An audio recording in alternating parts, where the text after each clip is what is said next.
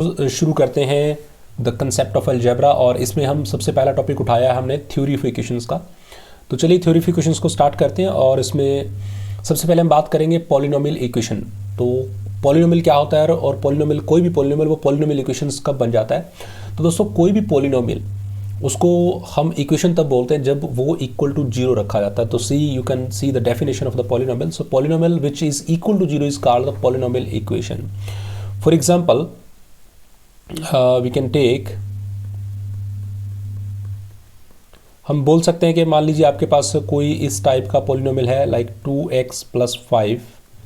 तो जब आप इसको इक्वल टू जीरो बोलेंगे तो ये क्या बन जाएगी, एक इक्वेशन बन जाएगी। और इसको पॉलिनोमियल इक्वेशन के नाम से भी हम जानते हैं। चाहे इसको सिंपली इक्वेशन बोलो चाहे पॉलिनोमियल इक्वेशन बोलो, एक ही बात है।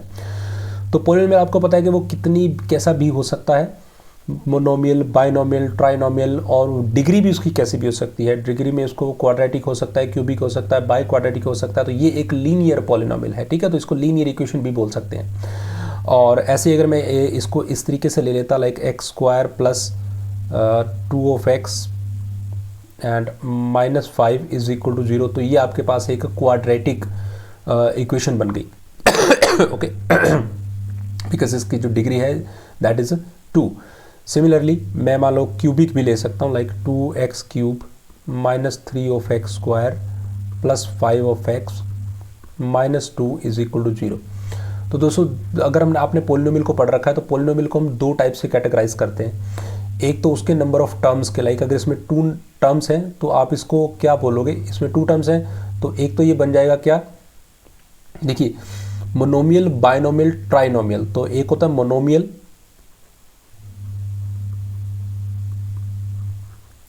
एक होता है बाइनोमियल और ट्राइनोमियल, और ऐसा और आगे चलते चले जाते हैं।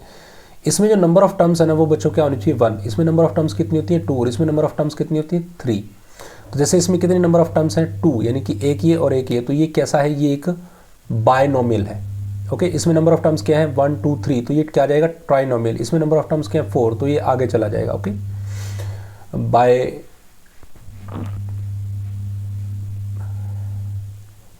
और सिमिलरली अगर इसमें देखिए पावर क्या है, इसमें पावर 1 है, तो एक और कैटेगरी होती है, उसके अंदर हम बोलते हैं क्या, पॉलिनोमियल जो लीनियर हो सकता है, वो क्वाड्रेटिक हो सकता है,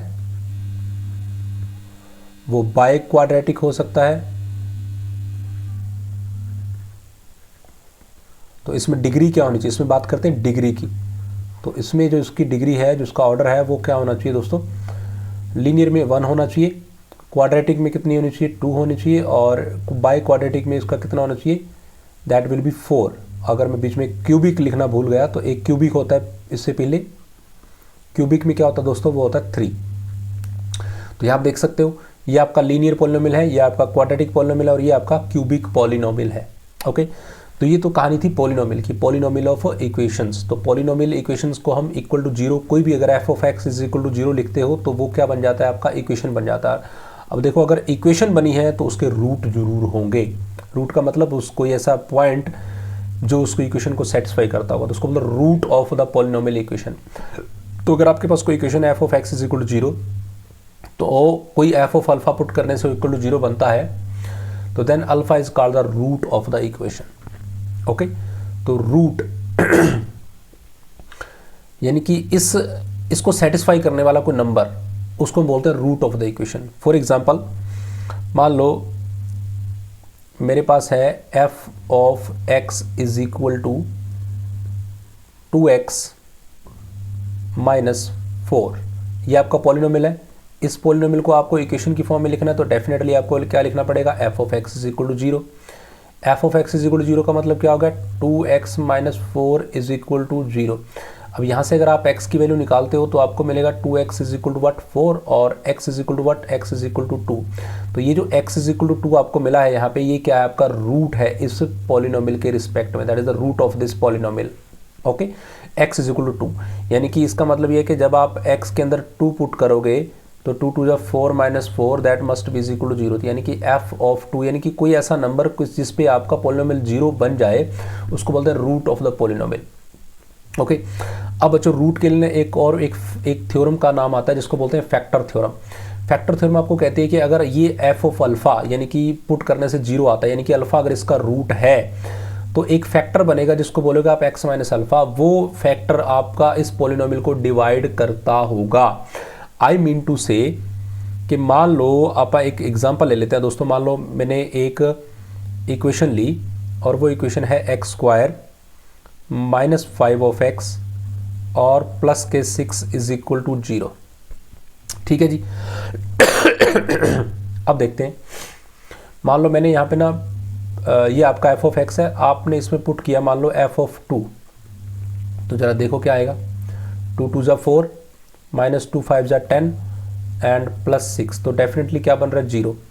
यानी कि ये जो एफ ऑफ 2 पुट करने से आपका आंसर क्या आ रहा है 0, यानी कि 2 इसका क्या है, 2 is root of the polynomial, root of the equation और polynomial whatever you can say that, the root of the equation. इस इक्वेशन का जो ये 2 है वो क्या है दोस्तों, रूट है।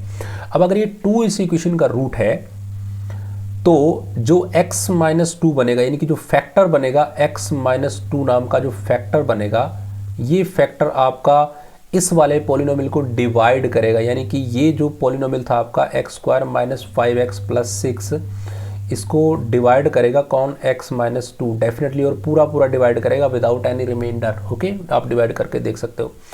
तो डिवाइड करने का मतलब यहाँ पे आप इसको फैक्टर बना के काट भी सकते हो, बट अगर आप डिवाइड की बात करते हो तो प्रॉपरली डिवाइड इस तरीके से भी आप कर सकते हो। यहाँ पे x माइनस 2 लिखिए और इसको डिवाइड कर दीजिए। सबसे पहले किस में जाएगा, x पे जाएगा, तो दोस्तों बनेगा एक्स स्क्वायर माइनस के 2 ऑफ एक्स, माइनस लगाइए प्लस लगाइए और ये बचेगा माइनस के 3x और प्लस के 6, और अब जाएगा किस पे, माइनस के 3 पे, तो ये बन जाएंगे माइनस के 3x और प्लस के 6, और ये हो जाएंगे दोनों के दोनों कैंसिल, और ये आपके पास आंसर आया। तो यानी कि पूरा पूरा डिवाइड कर रहा है। और इससे आपको ये भी पता चल गया कि इसका जो दूसरा फैक्टर बनेगा, पहला x माइनस 2 है और दूसरा जो फैक्टर बनेगा वो क्या सा बनेगा, x माइनस 3 बनेगा। ओके, तो ये फैक्टर थ्योरम आपको ये बात बताती है। अब फैक्टर थ्योरम ने एक चीज़ ये तो क्लियर की, अब एक चीज़ और समझें कि जो रूट है दोस्तों, मैंने आपको बताया पीछे कि रूट ऑफ द पॉलिनोमियल, यहाँ पे देखिए कि किसी भी पॉलिनोमियल के जो रूट कितने होते हैं, वो रूट होते हैं दोस्तों n, यानी कि अगर उसकी आपकी n डिग्री का कोई पॉलिनोमियल है तो उसके n रूट होंगे। मान लो यहाँ पे इसकी डिग्री कितनी थी 1, तो इसका एक ही रूट है ये वाला। ओके, तो इसका मतलब अगर मेरे पास कोई nth डिग्री का होगा तो उसमें n रूट होंगे। Okay, like f n of x is equal to 0, तो यहाँ पे डिग्री कितनी होगी n, तो इसका मतलब यहाँ पे रूट कितने होंगे, हैविंग n रूट। तो यहाँ पे अगर डिग्री n है तो दोस्तों रूट भी n होंगे। एक डिग्री थी, एक रूट आया, 2 डिग्री होंगी, 2 रूट आएंगे, 3 डिग्री होंगी, 3 रूट आएंगे। जैसे यहाँ पे देखो 2 डिग्री थी तो यहाँ पे 2 रूट आए हैं। एक क्या है, x इज इक्वल टू 2 और दूसरा क्या है, x इज इक्वल टू 3। तो 2 डिग्री है तो 2 रूट आएंगे। इसी तरीके से उतने ही फैक्टर भी बनेंगे। 2 डिग्री है तो 2 फैक्टर बनेंगे, 3 डिग्री है तो 3 फैक्टर बनेंगे। ओके, तो ये तो थी दोस्तों क्या, फैक्टर थ्योरम। और फैक्टर थ्योरम में एक चीज़ और भी सामने आती है कि आप इसके मल्टीप्लिसिटी रूट भी निकाल सकते हो। यानी कि मल्टीप्लिसिटी का मतलब क्या होता है, जैसे एक रूट 2 आया, दूसरा भी 2 आ सकता है, तीसरा भी 2 आ सकता है। ओके, वो चलो हम आगे करेंगे जब इक्वेशंस को सॉल्व करेंगे। इसके बाद दोस्तों बात आती है किसकी, complex root of equations with real coefficients की। मतलब क्या है कि कोई अगर इक्वेशन हो तो उसके रूट कॉम्प्लेक्स भी हो सकते हैं। आई मीन टू से कि आपने मान लीजिए एक इक्वेशन ले ली, एक्स स्क्वायर माइनस के 4x और प्लस के हैं 13 इज इक्वल टू 0, ये कोई इक्वेशन है। अब आप इसके रूट निकालना चाहते हो, ठीक है, तो क्वाड्रेटिक इक्वेशंस के जो रूट निकालने हमें ऑलरेडी हमें आते हैं, तो मैं वही फंडा जो है वो यूज़ करूँगा क्वाड्रेटिक इक्वेशंस के रूट निकालने का। और उसके लिए आपको याद है कि जो हम रूट निकालते थे वो कुछ इस तरीके से होते थे, अल्फ़ा बीटा मान लो 2 रूट आएंगे तो that is equal to minus of b and plus minus under root D होता था b square minus 4ac by 2 of a। तो इस मेथड से हम इस इक्वेशंस के जो है ना रूट निकाल लेंगे। तो देखो दोस्तों, अल्फ़ा बीटा मतलब क्या, x is equal to minus B क्या है आपके पास, माइनस माइनस प्लस के हो जाएंगे 4 and plus minus under root D, यानी कि डी क्या होता है दोस्तों, b स्क्वायर माइनस 4ac। तो b स्क्वायर क्या आएगा, 4 4 16 माइनस 4ac, 4 13 और a कुछ है नहीं, c है 13, तो ये हो जाएंगे 52। Am right. And divide by 2 of A, यानी कि बचेगा 2। अब इसको ज़रा सॉल्व कीजिए, देखो क्या वैल्यू आती है। तो 4 का 4 रहेगा प्लस माइनस, और ये दोस्तों बच जाएंगे आपके पास कितने, अंडर रूट ऑफ 6 और 4 माइनस 1, और ये बन जाएंगे 36, एम आई राइट, और ये बचेंगे माइनस के 36 एंड डिवाइड बाई 2। अब कुछ कॉमन आ रहा है तो कॉमन लीजिए, 4 and then plus and then minus, और इसको लिख सकते हैं 9 इंटू 4, तो 4 का स्क्वायर रूट करेंगे 2 बाहर आ जाएगा और अंदर रह जाएगा माइनस के 9 एंड डिवाइड बाई 2।